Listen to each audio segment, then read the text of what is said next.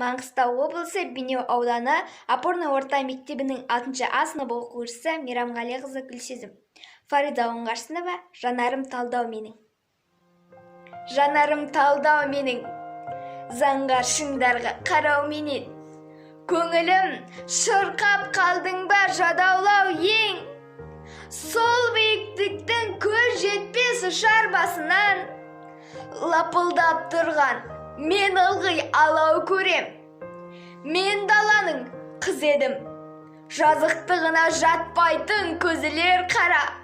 Жазира менің жанымның өзі де дала. Асқар көрмеген мен шіркін биік дегенді. Өлшеушем сонау аспанның өзімен ғана. Биіктегі дауылдар елестететін шығарау майдан сындарын. Мен де бір самғап көрсем бе қайралсын жаным. Қайта келмейтін тұлғадай мұнау жалғанға. Қасқайып қалай қарап тұрсыңдар шыңдарым. Ей менің шырқау аспаным, сұңғыла бұлттан өзіңде бұлт армадың ба? Сүйгізіп жатсың шымылдық бұлтар жағында. Мен білсем сонау заңғарға көзім жетпейтін. Демігі бәрең жетеді сұңқарларыңда.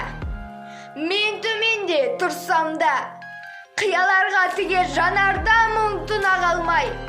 Астан кестен боп кеттім жыр құрағандай. Тентектеу көңілім бір тынат немес енді. Сол заңғардың басынан бір құлап алмай.